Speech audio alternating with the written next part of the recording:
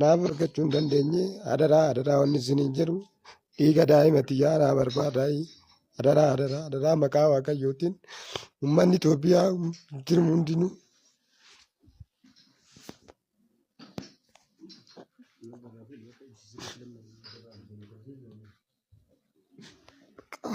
danda'u. Daa'ima qabu daa'imatti hin cakkanu. Ani kanaafan jedhe hundi keessanuu daa'imman xixiqqoo irratti gochi daa'imman ol adeemtu irratti ta'aa jiru kuni gocha sirrii akka hin taanee fi gocha suukaneessaa akka ta'e miidiyaaleen garagaraas gabaasaa jira. Wantoonni kuni taateen kuni gara naannoo Oromiyaa osoo hin taane naannoo Amaaraatti deddeebi'eetoo wanti kun ta'aa ture. Dheengadda gizee daa'imti xiqqishuun waggaa 7 gudeeddiidhaa fi hudhamtee ajjeefamtu sanii heaven irratti wanti raawwatame uummanni tokko namoonni tokko jechuudha baga ta'e Amaara qonceedha namoonni jedhanii gara biraatitti gara siyaasatitti namoonni fudhatanii jiru. Garuu immoo amma dhufee balbala seenee jira. Ashama harka fuune kabajamtootaaf daawwattootaa hordoftoota keenya nageenyi koo kan jaalalaa fi kabajaa bakkaa fi lafa jirtanitti isiniif haa baay'atu. Anis obboleettiin keessan bakkaa fi lafa jirutti waaqayyoof galannaa ga'u nagaa fayyaa guutidha. Har'a viidiyoo baay'ee nama gaddisiisuu fi baay'ee qalbii nama cabsuun isinii qabadhee dhufee jira. Isinis viidiyoo kana sheer godhuudhaan hundi keessanuu sagalee ta'aatii balaleeffadhaa. Wanti kun balaleeffamachuu baannaan babal'achaa deemee daa'imti wal adeemtuun xixiqqoon lafa kanarratti akka waliin guddanne akka ta'u beekaa.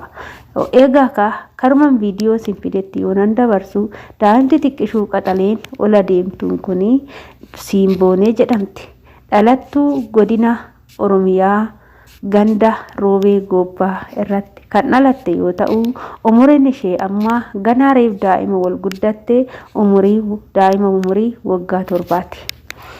Guyyaa qaaqumee guyyaa qidaamee jechuudha. Qidaamee qaaqumee guyyaa tokko sanii akka nama kamiittuu manaa baate. Garuu guyyaa sanii manaa baatee as buusuun ishii dhabame. Maatiin ba'ee firoottan ba'anii seerri qaamaa ba'ee daa'ima kana barbaaddamtee dhabamte. Gaafa qaaqumee guyyaa 5 daa'imtu kun hudhamtee ajjeefamtee gatamtee argamte. Qaamni seeraa daa'ima kana fuudhee gara marmaraatitti geessee akkasumallee gara marmaraa Finfinnee Minilik fidanii marmarsiisanii gara biyya ishee gara biyya Roobee Gobbaatti deebisanii aduu qaaqumee guyyaa tokkootti awwaalan. Haa ta'uutii garuu shakkamtoonni hedduutu jira. Shakkamtoota hedduu kana keessaa tokkommoyyuu ofumaa of amanee kan qaama harkasaa qaama seeratti kennate ni jiru. Garuu amma bakka kanatti kan na dhibee jedhu daa'ima xiqqishuu aga fedhellee nama guddaarraa maatirraa firarraa haadharraa abbaarraa yoo rakkoo qabaatanii dhimma yoo qabaatanii aarii yoo qabaatanii aarii san daa'immaan deeffanna daa'ima ol adeemtuudhaan deeffanna jedhanii daa'ima ol adeemtuu hudhanii ajjeesuun maaliif barbaachise? Wanti kun biyya keenya keessatti mirgi daa'immanii eeggamaa hin jiru. Baay'een isaanii kichuutti citaa jiru. Baay'een isaanii gudeeddamaa jiru. Baay'een isaanii ol guddachuu dhabaa jiru. Maarree meeqa keessattuu mee of ilaala daa'imman kana keessatti. Mee shamarran keenyallee kan biyya ormaa jirtan ilaalaa waan kana keessatti. Meeqa keessattuu daa'ima dayeetoo daa'ima keessan biyyatti gattanii biyyaa baatanii jirtu. Daa'imti keessan maal keessa jirti beektuu laata? Baay'een keessan hin beektan natti fakkaate. Odoo beektanii viidiyoo akkanaa kanarratti gadi baatanii hundi keessanuu tokkoodhaan odoo zimin jedhin sagalee taatu jechuudha. Wantoota kan kana caala qalbii nama cabsu hin jiru. Kan ol adeemtuu qaxalee kichuutti kutan caala wanti nama qalbii cabsu hin jiru. Namoonni yakka daa'imman irratti raawwatan namoonni humna ofii humna jajjabaasan daa'imman xixiqqishuu kan ofirraa qabuu hin dandeenye kan ofirraa dhoorkuu hin dandeenye irratti fayyadaman kunniin qaama seeraa bira dhaqee hidhamee qallabamuu qabamoo gadi ba'ameetoo ajjeefamee akka namni deebi'ee seerri mirgi daa'immanii kabajamu taasifamuu qaba. Isinoo maal jettume? An akka mataa kootti yoo ta'e akka dhuunfaa kootti mirgi daa'immanii mirgi kichuuwwanii kabajamuu qaba eeggamuu qaba. Daa'imti miidhamuu hin qabdu. Daa'imti ajjeefamuu hin qabdu. Kichuun karaatti cituu hin qabdu. Haati boo'uu hin qabdu. Abbaan boo'uu hin qabu.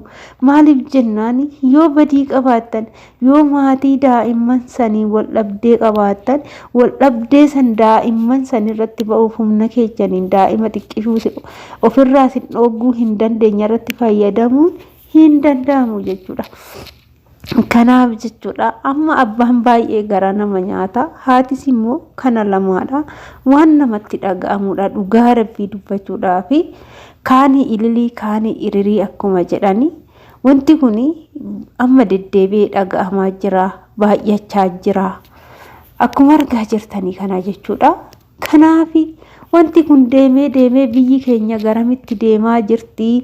Erga ola deemtuun hin guddanne, erga kichuun karaatti haftee, erga kichuun ajjeefamtee, boru maaltu biyya kanarratti hafa? Boru maaltu lafa kanarratti hafa? Boru maaltu hafa?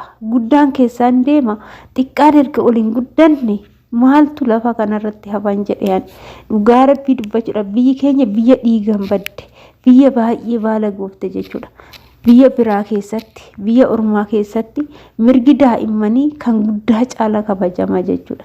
Mirgi daa'immanii kan guddaa caala hedduu iddoo qaba jechuudha. Garuu Itoophiyaa keessatti immoo mirgi daa'immanii waan takka kabajamaa hin jiru jechuudha. Kanaaf mirgi daa'immanii kabajamuu qaba. Yeroo ammaa kana sa'aatii ammaa kana daa'ima ofii amanatanii ollaatti gatatanii deemuun hin danda'amu. Daa'ima ofii amananii iddoo tokkotti gatanii deemuun hin danda'amu.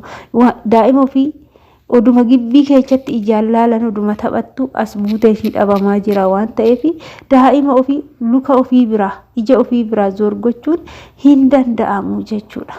Ollaadha, ollaa bira naa taphattu, ani gabaa ba'een dhufa, katamaa dhaqeen dhufa jedhanii wanti akkasii sun amma yeroo ammaa kana hafee jira jechuudha. Kanaaf baay'ee biyyi keenya baddee tabalaashuftee waan qalbii nama cabsu kan keessa nama tuquudha. Kanaaf sinin jedha hundi keessanuu viidiyoo kana irratti hojjedha. Mirgi daa'immanii eeggamuu qaba. Daa'imman kichuutti cituu hin qabdu. Daa'imman karaatti hafuu hin qabdu. Seerri qaamni seera ilaalu namicha daa'ima miidhe sani, namicha daa'ima kichuu ajjeese sani mana hidhaatti galchee qallabuu hin qabu jechuudha.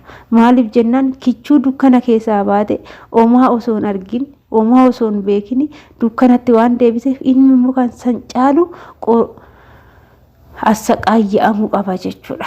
Daa'imman kana gaafa hudhee ajjeesu san gaafa qabee hudhu san siqaa meeqarraan geechisa. Lubbuun nama akka laayyetti nama keessaa hin baatu, akka qaldiitti nama keessaa hin baatu. Gaafa hudhamtu kana makaraa meeqa firtattee meeqa argitee daa'imti kun lubbuun ishii ba'a jechuudha. Kan gudeeddamtu umurii ishii malee kan gudeeddamtu immoo waan baay'ee dhukkubbii hedduu keessa dabarte booda lubbuun ishii darbaa jechuudha. Kanaaf namichi yakkaa gana hunda ga'u raawwatu kun immoo gaafa hidhamee qallabamu maaltu namatti dhaga'ama? Akka mataa kootti akka dhuunfaa koottan dubbachaa jira. Maaliif jennaan bakka daa'imman ajjeefamuu qabdu natti dhaga'amee jira dhugaa rabbii. Isinitti immoo kan hin dhaga'ama jedhee tan yaada. Ani viidiyoo kiyyaa sumarraan hangoo laba viidiyoo biraatiin nagaa walitti deemtu nagaatti naa turaa jecha. Ciao bye bye. Garuu hundi keessanuu sagalee ta'a. Wanta kanan cadhisinaa, zimin jedhinaa sagalee ta'a.